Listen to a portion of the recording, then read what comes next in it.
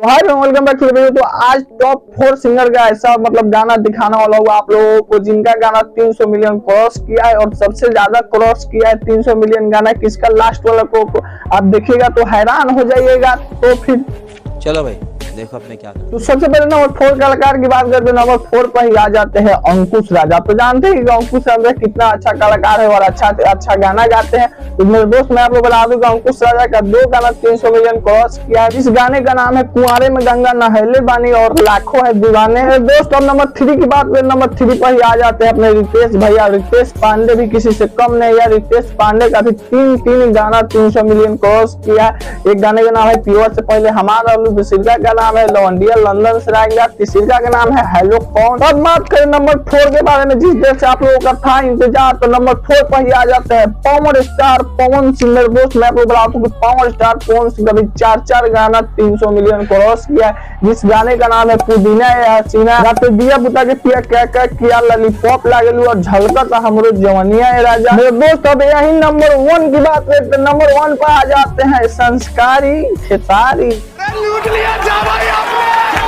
लूट लिया।